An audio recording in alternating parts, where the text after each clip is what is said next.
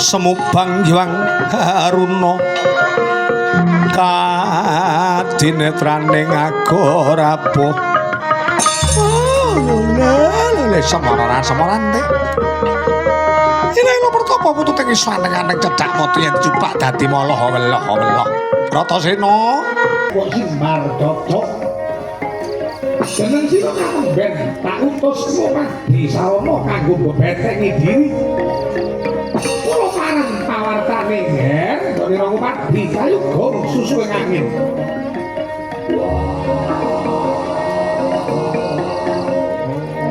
Durna guruku kepriye ngger wis tak sembadane apa sing dadi dawuh ngendikaning Durna aku mlebu jroning wana Tribasara sukuning Gunung Reksa muka nanging ing kono apa sing diarani kayugung susuing angin malah aku ketemu kalian buta loro Dikti Kala Rukmuka Rukmakala dheweke ganggu gawe marang pelakuku malah para ngandhakake yen aku mlebu jroning alas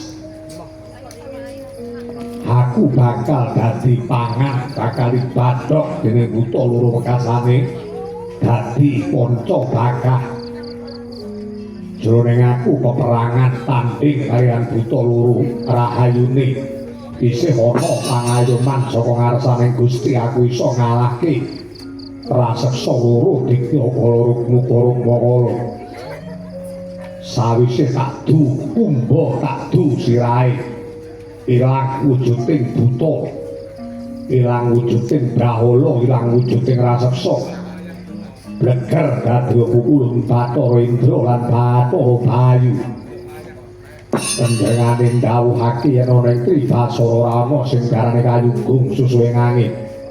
Mula aku diutus sowan mrene maneh Durna bapakku.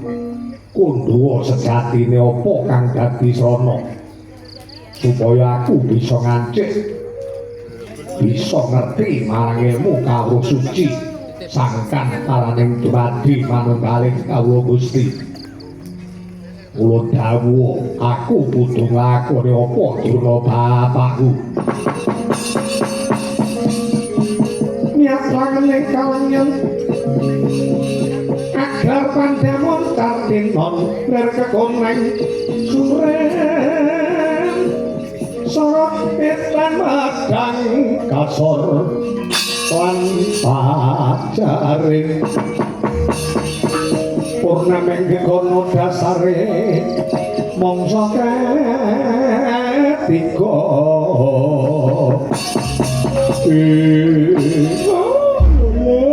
leken salah imbal mandar-mandar Bratasena yo dalan kuwi sing kudu tak dawuhke marang jeneng sira sejatine kira-kira mlebu ning wana Tribasara mau kanggo sarana nggone bisa ngrumat marang kahanane pukulun Bathara Indra lan Bathara Bayu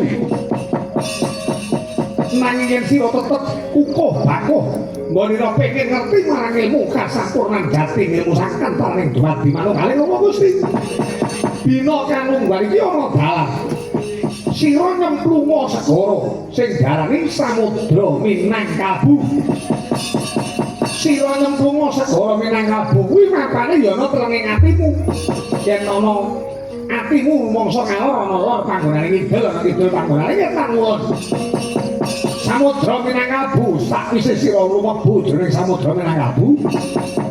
golek ana apa sing diarani tirta pawitra maning suci ya tirta pawitra di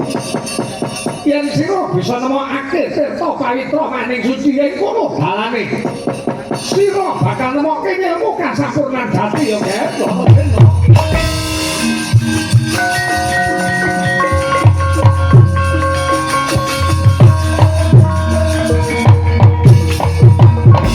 Punapa mirah ingsun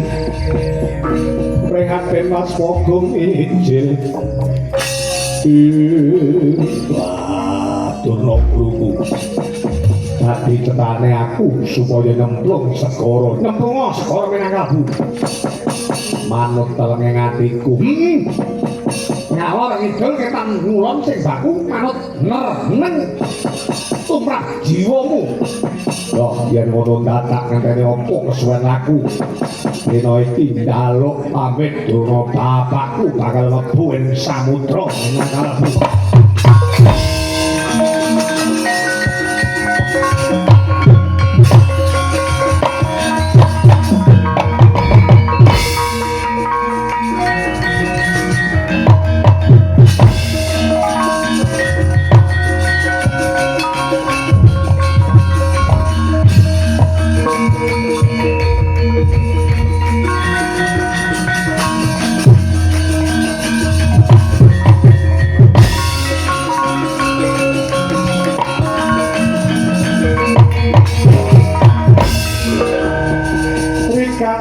Yan Bratasena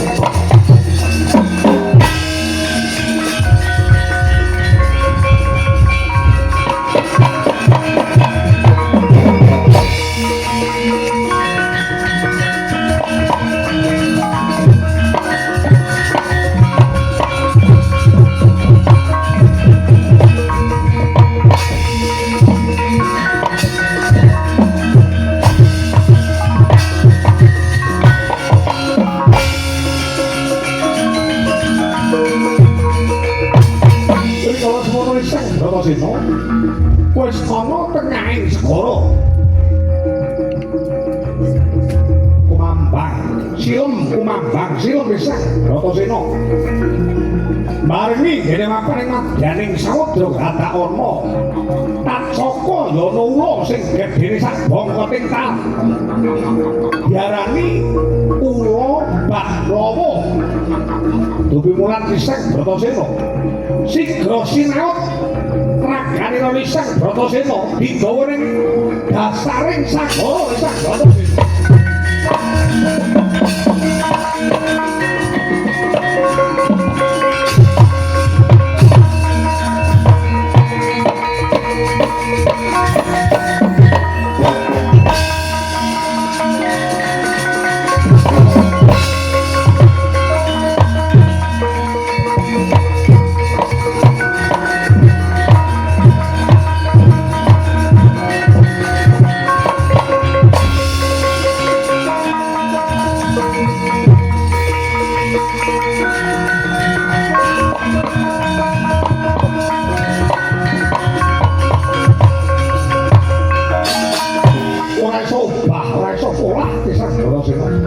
Ginubet dening ula Bahlawa kaya angop-angoping bebaya mapan ing dasaring segara taksih manter panguripane Sang Bratasena kanthi nggunakake sisa-sisaning tenaga grayah-grayah Ponangasta tangan tengen anggrayah tutuking tatsaka sing dhuwur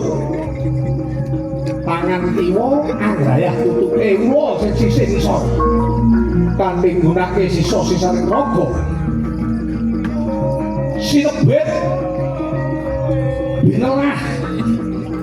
tutuking tatsaka sing garbah dadi abang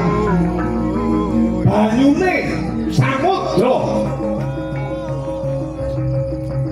dadi abang banyuning samudra dadi umur ning Sang Bratasena